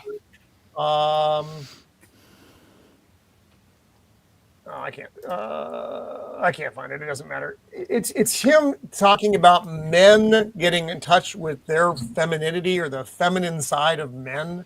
It was just fucking weird. It's like, what are you talking about? Is that really what you guys think that women do? Is just scream? Like, really? Yes. Well, yes. Yeah. Have you ever watched a video of If any you kind get of bit major by a tragedy rattlesnake or something? you see a mouse, it's the nothing same but women scream. screaming in the background. Yes. Have you ever seen something broken in the house? That's all you guys do. Lots of screaming. Okay. I left an unused toilet paper roll like on the counter today. Why would you do that? Asshole. I was running late for work. Oh, here it is. Could have thrown it away. So Toby Hooper said, this film was about men dealing with the feminine mystique or the feminine terror, as well as men dealing with the feminine inside themselves. I don't know what any of that means. I will say that was not what I got from this movie. That's a bunch of weird. What I things got all from that run is together. that he's gay. Adam, I'm not I don't- crazy. So there's the big space artichoke. It's coming towards Earth now. So I'm going to That's ask a big a question. nerve ending. That's just a big nerve cell. That's what it is. Ooh, it's a dandelion. Well, look how the Well, end of it has opened up if as well. this and it's ship like a was bunch of tendrils. coming to Earth anyway, Reminds me of a axon. jellyfish. That's an it's an artichoke. axon It's at one end. You get the dendrites at the other end, and we get a big lead sword. I know, And but then- an iron rod. old steel. Such an That's what they iron used to kill witches and shit with. They think maybe it'll work. No, but no. my question is, if this fucking thing is coming back to Earth anyway, why did they need to hitch a ride with the astronauts? Because they need to set the plague off. Yeah, all right. The whole leaded iron thing. So before Bram Stoker basically romanticized vampires, they were much more feral. And you stuck in the sternum, you grounded them to the earth with like raw iron. Is how you killed them. He's examining the cells. Oh, and this is where we see that Mick Jagger's brother somehow did indeed survive. Well, he moves like Jagger. Yeah, things are going to get peculiar once again. So they track down the car and the lady. She works at this hospital. She's a nurse at this hospital. Oh my God, I forgot about. Oh yes, this is great. It's about to get even stranger than you thought. I thought Arkham that was bad. This guy right here. So this is Dr. Armstrong being played very obviously by Patrick Stewart in the role of a lifetime. Patrick Stewart actually had a good time making this movie, which is pretty evident when you see it. But he also did not like the way the cuts ended up with this movie, which seems to be kind of an overall theme with the people who actually had stake in the film, other than Johnny Chop Chop, who was just trying to get it down for time. They cut out the kissing scene. Oh, darn it. Well, this whole part gets yes, indeed it is, JT. So they're like, may we come in? This scene was weird as fuck, though. She's got like a big picture of like David Bowie and then like a mime like sniffing a rose, and it was just like, who is this lady? Well, Discount Scott Glenn gets all hyper aggressive with her. They're trying to figure out, okay, where did the entity go? Where is the entity? Are you in there? Are you in there? He's like, I'm a natural voyeur. He's like, she's a masochist. She wants me to beat it. Exactly. Yeah. He's like, what the He's fuck? like, I'm going old school. Well, this is supposed to give you a sign that he's a vampire. He's using his mind powers on her. Like, that's what this is supposed to be. I didn't get that. I just you don't, because the writing is horrible. I'm just telling you what. I didn't get that at all. Yeah, I just thought he was kink shaming the red-haired whore. That would make more sense in this scene. How weird he was acting. She was kind of into it. Like, he was using his vampire seduction powers now without knowing it. It was very badly written, but I'm just telling you what they were intending. Yeah. I just wish I had a better writer and a better editor. Yeah, and then there's Johnny cuckold on the couch, like, I'll just watch. But he was channeling his Noonan Singh Khan from the original Star Trek episode. Professor X, save us! This is when he could walk. Professor X, save us! So he figures out where the lady is, the entity is supposed to be. So he asked Professor X for where they're storing this guy, and they go down there. And they're, why is he in isolation? And this is another weird Patrick Stewart thing, though. Why is he in isolation? And the original line was, he was bad. Patrick Stewart changed it to, he was naughty. Again, creepy.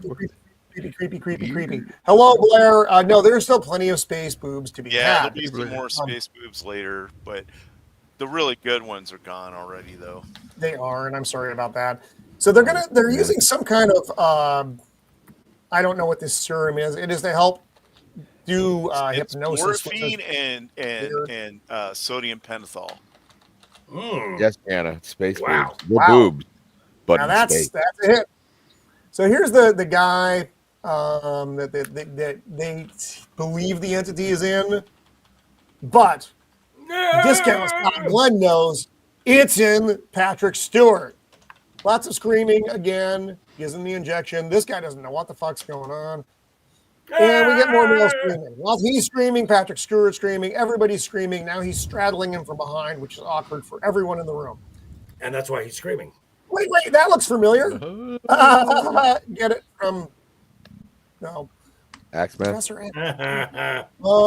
Professor, why? So now they're gonna try to hypnotize him. This room creepy out. Look how green and like it's just it's oddly shaped. Everything is weird. Yeah. Yeah, no, it's almost Kubrickian in like the color palette. It's very 1950s, 60s kind of room. Actually, to me, it looks like it's from like the 1890s or something. Oh yeah, and they got the Pixar light. Yeah. Ah, yes. Weird ceiling. I brought you more of that drug you wanted. The crown molding. It's just... Yeah, and he's like, I need 3 more doses, and the guy's like, no, we can't give him that. He's like, shut up and get it. All right, so, we're gonna pause here for a second, and I'm gonna pull up the other video clip that I have. Oh boy. And so Carlson, discount Scott Glenn, he's not seeing Patrick Stewart now. He's seeing Naked Lady Space Vampire. Space Girl. But everybody else in the room is clearly seeing Patrick Stewart. You've previewed this, right? Make sure it's not gonna slip up. Let me go. I think so. Hope so. Let me go. Let me go. Let me go. The whole homosexual vibe here. Yeah, it's pretty heavy. Patrick pretty looks happy.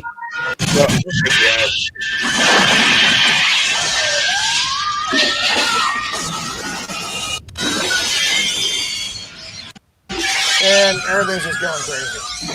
So the whole seizure thing got me really like weirded out. I'll be honest. Yeah, it was a weird and creepy scene. I didn't. I noticed is Patrick Stewart's like, yeah, come on. They zoom in on Matilda May. She has these contacts in, and they have like the swirl, like the hypnotized. Right, we noticed that too. Yeah, swirl on her eyes, and I don't know. I thought that was a little. Yeah. Oh my God! You really have an Uzumaki on your eye. It's one of those things. I have to find where we were in the movie. I apologize. My computer. It's one of those things where it's like, hey, wouldn't it be cool if? And it's like, no, it wouldn't be. Yeah, no, it would like probably sounded great on paper in practice, where it was like, and then it cuts to Patrick Stewart. That's what they needed. That's what they needed. They needed someone to say no. Yes. Yes. Instead of a yes man, they needed a no man.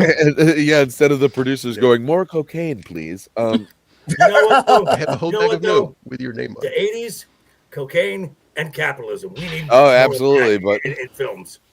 That's real. So, oof. And now this is the so again Lord.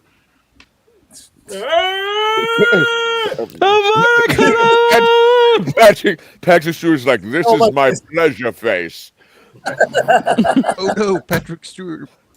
We don't. No, not Patrick Stewart. Boob. No. Oh my God. Yeah, this was just nuts. And again, we're in full on fuckery now, and it doesn't really get better from here. It's just more. No, fuckery. it's just. Oh, and another thing too, shouldn't Patrick Stewart like be totally dead after like getting like heavily overdosed with this drug? Yeah, heavy gay, Blair. Not just gay. It's like a lot of gay. Yeah, super duper. Oh God. So now they're gonna transport him out of there because they need to go find her body. That's he knows where it is now. Discount Scott Glenn because he has this connection to her. Now this is where we get a little bit of more information about what happened on the Churchill. He held some shit back. He killed Mick Jagger's brother. Doesn't really matter. We don't need to dwell too much on it. Oh, this fucking deal here. So this was I don't know if he told him the story yet. Looks like something from Team America. There's some shit that kind of gets all hodgepodgey here. It looks like something from Team America. That he's America. No, because there's stills with it, so we just aren't there yet, I guess. So Matt Damon, all the blood's coming out of him, and it does. Strange. It looks like the Team America puppets. It does totally like Team America. Yeah, and it makes this fucking. It looks like claymation. a little bit, but it turns into the girl. Now that looks good. Yeah, the blood That club looks looks good. This was fucking, top-notch effects back then. It doesn't make any sense because she just kind of appears and then melts all over the floor. That's disgusting. Oh wait, that was blood. That was I'll go blood. full Yeah, narrative. She was a blood. It was like a blood bead. There you I don't know. Again, She's I just don't a know what it blood means. monster. No one knows what anything means at this point. A blood clot. The cutest aboard. Man, yeah, he had a good time though. He seemed to enjoy it. This is where Discount Scott Glenn spills his guts. He's like, it was me. I let loose the naked space aliens and destroyed the comm gear and murdered all my friends. Because I wanted a banger. And I did. I thought she was dead, but I didn't mind. She drew me to her. I have never felt love like this before. Everything you're telling me is very disturbing. Please stop talking. Red, forest red. So, but what you're getting there is the Renfield complex. I mean, he was drawn to her and did all the shit that she wanted him to do, and he is overwhelmed with this lust for naked space vampire lady. All right, whatever. So it's female Dracula basically, and so instead of like having women fall at Dracula's feet, it's female Dracula having all of the gay men fall at her feet. Yep. That's what I was saying. Basically, the female vampire has a vagina. She reached into his mind and DNA and made what he would consider the perfect woman. That's basically what happened. A blood-sucking vampire. Wonderful. Well, aren't all women in their own way blood-sucking vampires? Yes. So they're flying back. Everything's on fucking fire. This is what. So now the ship, the big ship, is there as well, and the Dagger's brother and other unnamed alien vampire dude, they're just letting loose. And this is like, again, when I said things kind of get going here, our talking points become less and less just because there's just chaos. It's like a zombie movie here. It's just they're running wild. Yeah, I thought this part of the movie there's a little too much of like this whole bit with the military bunker being taken over. They didn't need to put this in there at all. And yeah, they're in the war room. You know how you know? Because it says it on the door. She's all prim and proper. This is swell. This guy again, he's coming out. He's all sweaty. He's like, "Why are you all sweaty?" I was watching Cops. There are a lot of sweaty dudes in this movie. And he takes the lady friend back into the private here, and they just stand there and watch, like. And then everybody starts going down. They're like, "We are getting the fuck out of here." And you're supposed to believe the prime minister has been ganking people for like days in there. Like that's now look how many things show up. Remember, they have a 2-hour incubation time period, right? So he had how many people had to give gank with no one noticing? Yeah, it's a lot. This guy claws his own hand off. What the? This is kind of fun, but it's you really need to put your brain in check for a certain point in the movie because it's gone right now. Well, because they have no plot. I mean, the writing is atrocious. Not atrocious, very bad. No, and this is where the writing it starts getting particularly. I mean, it's even worse here. They come to this camp. They put them in a holding cell because they don't know. They don't really know who they are. Could they have been exposed? Nobody knows. Now they're in a holding cell. They should just go straight to this scene from the Patrick Stewart thing. This serves no purpose. This scene serves no purpose because they just end up letting them go. They're like, "Don't you know who I am?" And it's like, come with us. "Oh, it's you. Okay, go. Come on." Yeah, now they're in the tent with the boss. And the whole point is to find the female's body. They know if they can do that, then they think that. They think. Now the lights on the ship, this is the life energy that they're sucking out of the peoples. They're shooting it back up to the giant space artichoke. And for why, don't know. I still think it's more like an octopus squid jellyfish thing. It's a nerve ending, is what it is. That's what it's right there. It looks like an axon. right there, and that Babylon and 5. at the end. From That's Babylon a dendrite. 5, it looks like a Vorlon ship from Babylon 5. It looks like Tim Burton's Penguin has a spaceship. Hey, there you go. So you can see this is the light going up in the sky to the space alien, the naked alien friends. Okay, these scenes were all right. Like the chaos in the streets. But also certain angles, it looked like Michael Jackson's Thriller. And yeah. So she finally got to wear a dress. Yes, this is one of the, again, she's finally wearing clothes. I know where she is. She is in a crypt. I will go find her. It's St. Paul's Cathedral. It's like a perfect. Actually, yeah, there's a reference to which it is pretty spot on, Jacob. It's St. Paul's Cathedral, because they thought this was a royal crypt. I mean, they just thought it would be an interesting thing, but it's really not a royal crypt. It is just a crypt. Yeah. So, sure. But the look of it is good. Give me your keys. Give me your keys. All right, I'll go. Now, this is more off the rails stuff here because they're just. I mean, think about there's millions of people in London that are now zombified, walking shriveled, or the shriveled dead, I believe. And this looks like out of Thriller. This is a terrible effect, but that's all right. They can't all be winners, folks. This is cool. I like the contact. I like the contacts. She and raking her Sharingan. The Uzumaki gun. Yeah, the Uzumaki Sharingan. So this is supposed to be an armored. They were like, he stole an armored vehicle. Well, how about you roll the window up on it, dude? Like, yeah, just so many things would have gone better. Yeah, it was like, what's going on? Like that was unnecessary. You didn't need that. It looked cheap. You didn't need the arm ripped off, and he just throws in the back seat. Yes. Yeah, this thing. I think they thought it'd look cool to have like an arm ripped off. Yeah, but it didn't look good. It was terrible looking. No,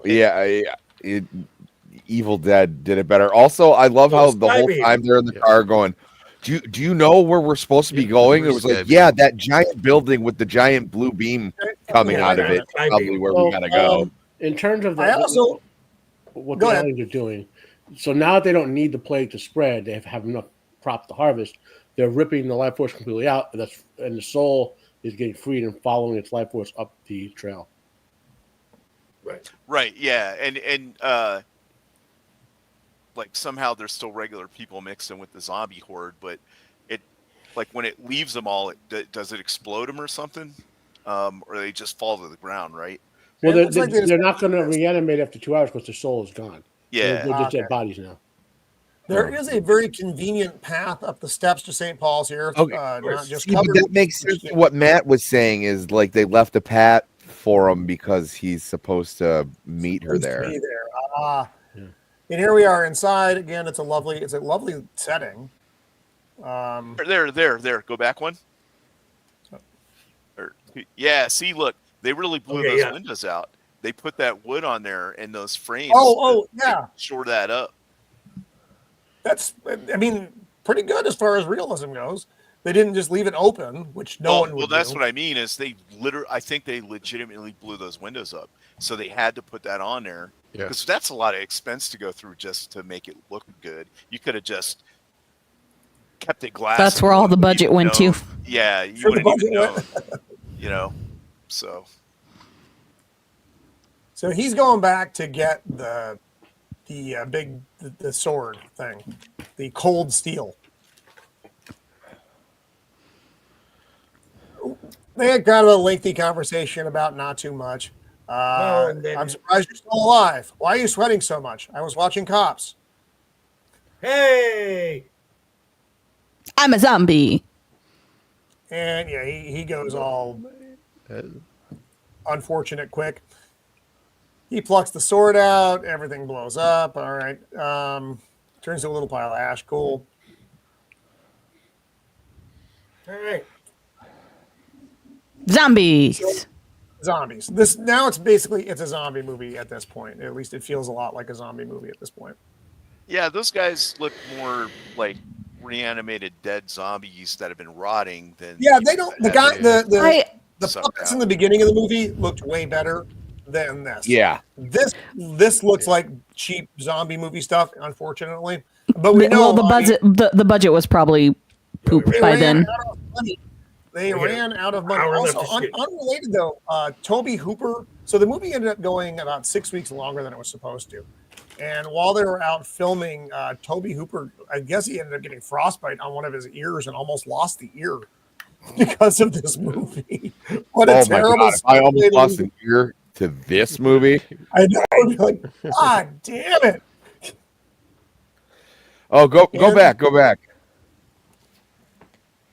More? One more. Wait, one more. I guess one more. Sorry. Looks like Barnabas Collins right there. Yeah. From Dark Shadows, for those of you who are not familiar with the 60s series or the film with Johnny Depp. Actually, there was another series, and I think they brought it back on briefly. Yeah, they did. There was like a 90s revival with Ben Croft. Ben Croft played. It was a sequel or something like that. Why do I know that? That's a very strange thing to keep in my brain. Hi, I'm wearing clothes. I don't like it when you wear clothes. Well, I'll stand up then. Sorry. The dialogue at this point in the film, nothing that happens makes any fucking sense. No. Matt read the book, so he at least has something. But the rest of this is just fucking weird. The writing is horrible. Like if you're trying to understand from little snippets of dialogue. Granted, if you watch the director's cut, there's a little more in there to piece it together. But like, you don't know what's happening, especially the end of it. Like, well, I'll talk about the end when you get there. I don't know. By this point in the movie, you're just hoping you see her naked again one more time. Yes, that's all you got. That's all you got. Yeah. In all dead serious though, like Matilda May is a genuinely beautiful woman. So she is. Yeah. Oh yeah, she was hot. But Matt, correct me if I'm wrong, but isn't there like some lore somewhere that says that vampires created zombies as their minions? Okay, so what we call a vampire, like nowadays, is based on Bram Stoker stuff, right? Right. The concept of a vampire, in its truest origin in East Central Europe, was basically when a werewolf died, it arose as a vampire. Okay, I was getting my lore mixed up because I was like thinking that in some lore that vampires and zombies were either the same or related or something. So that's why in my brain this made sense. In Blade, in the original Blade movie, they kind of allude to that. Well, love it. Oh, late and gay. No, love it. No, love it. Welcome. It's good to see you out there. You're coming in at the tail end of a very strange discussion about a very strange movie. So that's also why it didn't quite bother me that the vampire thingamabobber started looking more like zombies, because I was like, maybe they're trying to go for the lore that zombies, vampires are the same thing / I'm pretty sure related. The Anne Rice novels, in Interview for Vampire, they come across a more feral vampire. Zombies are more Haitian, like voodoo. Well, zombies as we know them are basically ghouls. They didn't get called zombies until the Romero movie. Also, I don't think the writers of this screenplay had any of that in mind when they wrote it. Just kind of not at all. And ghouls come out of the Middle East, ancient Babylon. Mm-hmm. Yes. That I knew for sure. Now, Mick Jagger's brother shows up here at the cathedral. So he is acting as a conduit. The souls are going through him, going to the broad and her space boobs, and then back up to the giant space artichoke. It'll be much less terrifying if you just come to me. That's an awkward thing to say to someone. Just if you're ever in having a conversation, don't say those words. What you're supposed to interpret that as is all of these souls that are being dragged up there are being turned into vampires.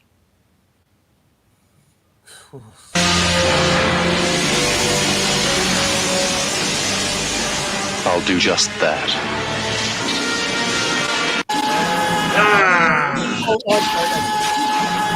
He stabs him with a big fucking sword. Anyway, sorry, it's fine. You get the gist of it. This is kind of cool, though. He transforms from pretty male to big fucking bat thing. I'm telling you, it's always the bats. The bats are the worst. The bats are awful. The cold iron disrupted the connection between the vampire's soul and the physical form. The vampire soul got sucked up to the ship by the woman, and then the body's going to just go. Pff. So, but so this is their original form, technically, kind of. No, that's the form of the bodies they have on the ship. Oh. Their energy. It's been an early role for Sarah Jessica Parker. So this was so these bat things were maybe from another place they'd been before. Do you remember how he says she did this to other worlds? Yeah. Right. Ah, okay, okay. So these were some other aliens or something. Now, correct me if I'm wrong, Matt. Okay. So she needed the male vampire to be like a conduit to draw the stuff in, and then it went to her to put it in the ship, right? Well, the way that they seem to be sent, again, the bad writing aside, the way they do is she seems to be the one with the power to send energy back up there, where they could all do the thing where they suck energy out of people, but only she could do the thing where they send the energy back up. But there was like a reason this dude was standing at the doorway, right? Well, he's sucking all the energy out of their bodies. So his body is right there, right? He just left it there. He goes out in his energy form and just starts ripping the energy out of bodies, and the souls get dragged along with the energy and then travel to her, because she's like a giant magnet or something like that, up and transfer up to the ship. Yeah, they get transmitted out of her boobs into space. For whatever reason, he decided reason based on the plot of getting stabbed, but he decided just to land there and talk to him for some reason. You know, naked. Yeah. Again, so now they're doing it on the crypt. Discount Scott Glenn and Naked Lady. She's like, "Do you understand? You're one of us." Why am I so awkward? One of us. Now you were saying, Matt, or somebody is that when she said those lines, that was just phonetics. She didn't really understand. Yeah. Yes. She had no idea what she's saying through the entire movie. But it also is very awkward to have an obviously young woman saying those lines to a conservatively 37-year-old man, going like, "Oh, is this your first time? I'll guide you. You got nothing to worry about." It's very weird. Marco. Welcome. So the British dude drops the sword and Discount Scott Glenn. No, He love it. stabs No. through- No. No.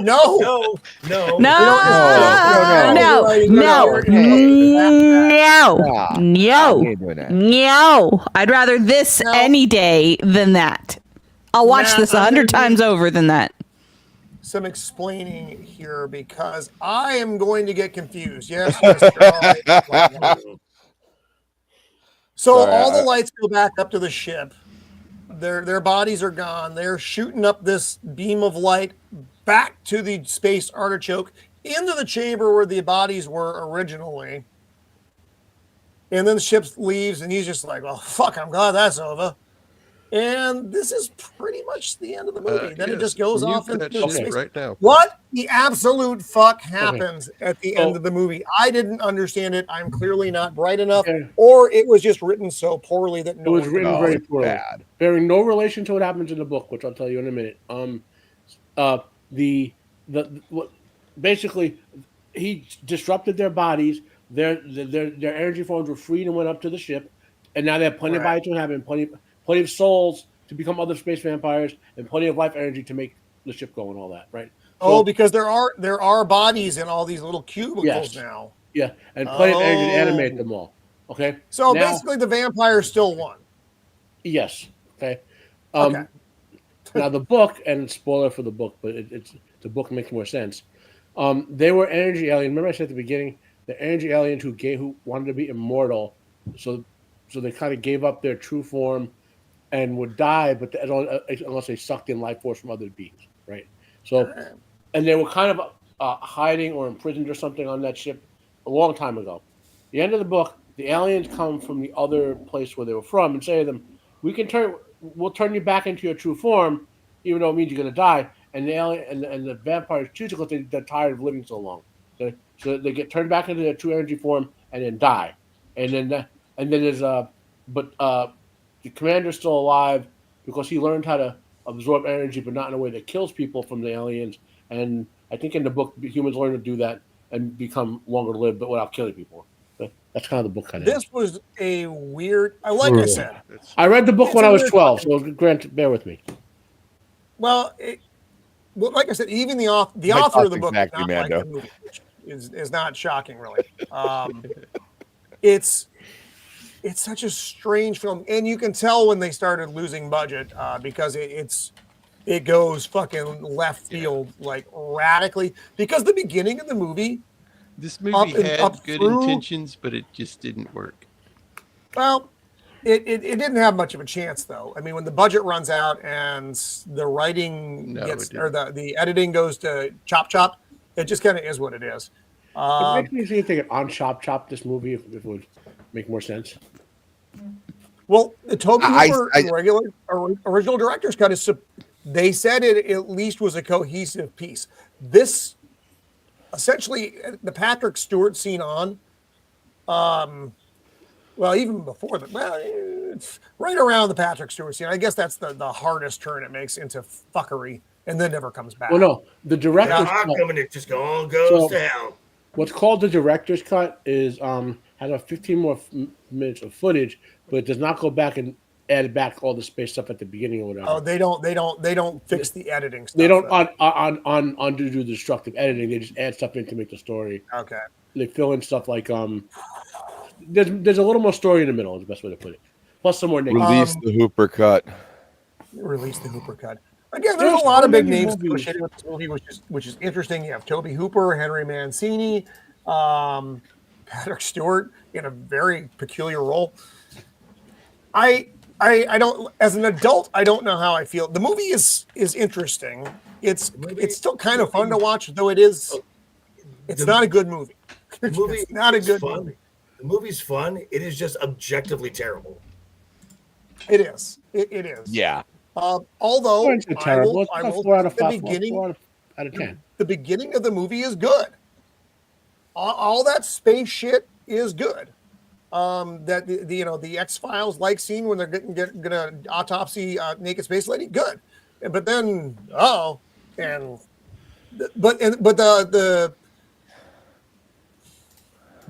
puppets, the animatronics with the first phase vampire zombie things, they look great. Those are I think that's a much better effect, having them not be real people. But exactly, Jacob Ironside. So there are even more in common with Naruto than you think. Not just its fact. It really is. It really is. It's crazy. You're gonna tell them about the infinite Tsukuyomi? Yes. No, I'm gonna go with they can implant themselves in other beings and take their bodies over and remake it into their own. Karma. Oh yes. The karma, Yeah. Yeah. All right. Yeah. Yep. I'll just accept that. So that was Life Force. If you haven't seen it, if you've never seen this movie, I would go ahead and watch it. Not with your children around, but go ahead and watch it because it's like, wow, it's weird. It's weird. I think everybody nedes to see it probably. At least weird. Once. So Actually, they can have that. They can have that. Universal life experience. Do you remember when Payne first used the ghetto and sucked all those souls out of the people around him? Mm-hmm. That's what the aliens are doing. So there you go. Yeah, that's what I said. It's like the infinite Tsukuyomi, where they're just drawing me. Sorry, we can nerd about that later. Dear God, save us all. So anyway, thanks for hanging out with us tonight, everyone on YouTube and over on X. We had a really nice audience. Nice, appreciate that. Chat was fantastic as always. And thank you very much to this panel. And again, sorry our friend Lance was not able to make it. He wasn't feeling it good, but thank you to that 70s rock fan for those video clips. Those were excellent and very helpful in getting some of the weirder points of this movie across. So we'll go around the horn here, but next week, Thursday at 5 Pacific Standard, as we always are, we're going to be doing the Steven Spielberg, Tom Cruise vehicle Minority Report. And that movie was far better than I remembered it being, which is just the opposite of what I had with Life Force. It was a great movie. So, and we have a new guest who's going to be with us next week, or guest, I should say, the folks over at B-Roll Stage. So a husband and wife team are going to be hanging out with us next week and doing that. So let's go around as much as I did before. But I want to rewatch Minority Report this weekend. So let's see if I hate it as much now as I did when I watched it back. Oh, really? Oh, I fucking love that movie. Peter Storm, whatever that fucking Storm Block actor. He is fucking amazing. I loved him in this. I don't know with the actors. I read the book way before I watched the movie. Oh, also, Peter Philip K. Dick, another Philip K. Dick story. There is something similar from this movie to that movie. There's a woman and two men in a room. Oh, that's true. That's true. Nice, Jacob. Good tie together. Oh, it's been a long time since I watched that movie, and I did not enjoy it the first time. I didn't think. I fucking love that movie. So I'll have to watch it again. All right. It was, I was working a lot of hours then, and that would do it. Half of it. Yeah. So join us next week for Minority Report. That's going to be another good discussion. But let's go around the horn here, see what everybody has coming up, and then we will yeet ourselves on out of here. Shieldwall of Dragons. What do you have coming up, my friend? Hey, thanks for having me on. Tonight I laughed a lot. Thanks to Jacob and everybody. Oh my God, Jacob. With those, and it's always good to get the information from Matt about how it ties into Naruto, but also about how the book is different from the movie. It's good. Not as good as I remember it when I saw it when I was 15, but I don't think you were paying attention to the movie for the plot. It was just kind of cool back then, Anyway, what I got coming up is next Tuesday on Jacob Ironside's channel. We will be doing the Dominion War with Deep Space Nine. We'll be doing season 3, episode 6, The Abandoned, and episode 20, Probable Cause. So those will tie into the whole thing. So that's what I'll be doing. And then, of course, next week for Minority Report on this channel as well. Right on. Thanks for being here again, my friend. Joker Voice. What do you have coming up, buddy? What's going on in Arkham? Is it Taco Night? And what's going on in wrestling? Taco Night is Saturday. And my world kind of revolves around the WWE. So there's always something to talk about. NXT has a premium live event Saturday, which I'll be covering. And then, of course, with Matt and Ego, who was not here tonight, we do Wednesday night is overbooked over on my channel, Wednesday, 7 p.m. Pacific time. We talk about the stuff that goes on in the world of professional wrestling. And then I'll be back here for my Minority Report next week. Right on. I'm at 699 subs. I was at 700 last night, and then the bot dropped off. So I'm back to 699. If that wasn't a bot, Joker. I unsubscribed. I'm sorry. Just kidding. Well, if anyone in the chat or watching is not subscribed to me, my information is down below in the description. Just subscribe to me and then watch all my stuff. You can just play it in the background. It's fine. Background noise. Everybody's data is in the description of the show, as well as Lance's book. If you want to jump over and buy that, it is an excellent book. A lot of fun to read if you are a movie buff. Matt, my good friend, what do you have coming up, buddy? Thank you for being here tonight, by the way. I appreciate you bringing the knowledge once again, my friend. No problem. And the knowledge plus Naruto, I'm what I'm here for. That apparently getting sick for the last 5 months, but hopefully I will continue to get better. I obviously Joker mentioned where I'll be when that's overbooked. Here next week for Minority Report, and then I'm gonna try to do a video this weekend, even if it's a small one, just to get back in the habit of it. Don't know what it'll be about. A few things, interesting topics out there, but we'll see. It's just a matter of building up energy. So, right on, dude. Well, I'm glad you were here. Yep. Jacob Ironside, what do you got, you memeing madman? Evil. He's evil, and it's wonderful. Yes. I will Saturday morning, or actually about 12 p.m. Central, I'll be on with Nadia, and we'll be talking X-Files. Oh, sweet. In my show, Deep Space Nine, on Tuesday, and I'll be back here. And right on. I'm at 430 subs, so if you know anybody who likes old movies and good movies, send them my way. Oh, and Jacob is also monitoring my chat on Wednesday night, and he also made the new logo for Wednesday night is overbooked. So, thank you, Jacob. Is there anything you don't do, Jacob? Take a break. A wizard never reveals.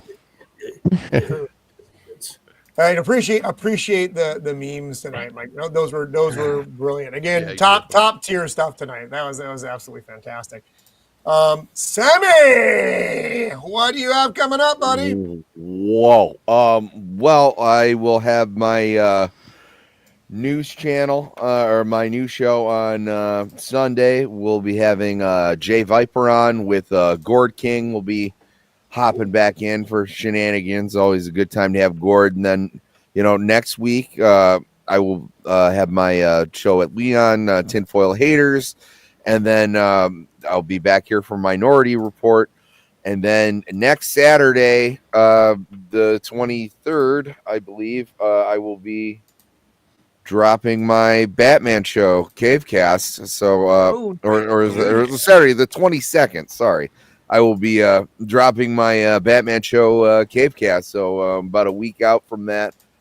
Very much looking forward to that. And then Sunday, no coincidence, didn't plan this, but I will also be having the cast of B-roll on for a B-roll crossover. So I will have Barb and Adam and Emperor Goodwin, and we will talk about the dumb shit that people did all over the world.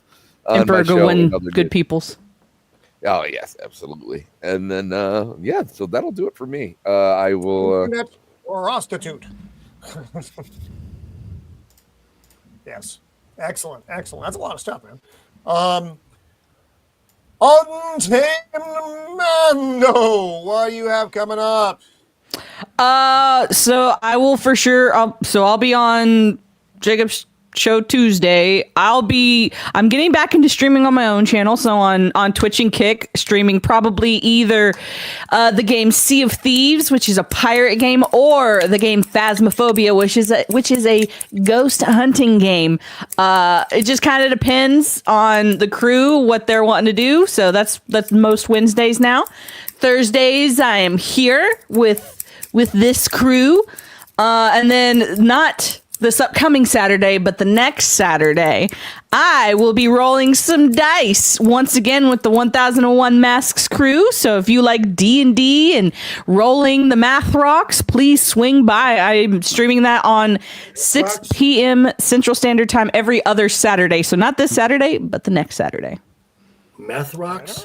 That's what dice are. Math rocks. No, math rocks. It's nerd shit. I got one more thing. Math rocks. I got one more thing. Oh? Yeah. What else you got, Jacob? If people in the chat are looking for a place to go after this, Diabolical Souls is on right now, and they're talking Kaiju number 8. And I'll put that in the chat. Yes. Right on. If people are wondering what my subscription numbers are, I am probably the lowest person here at the moment. So please subscribe. So what keeps happening, I don't know, these two random people, I guess, have bipolar or whatnot, because it goes from 270 to 268 every other day.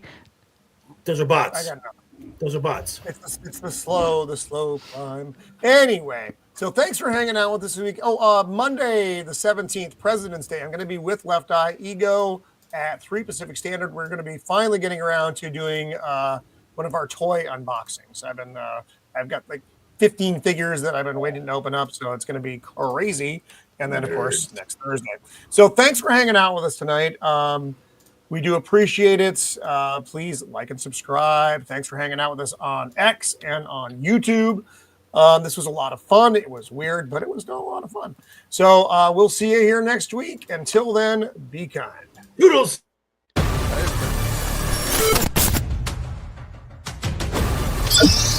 Yes.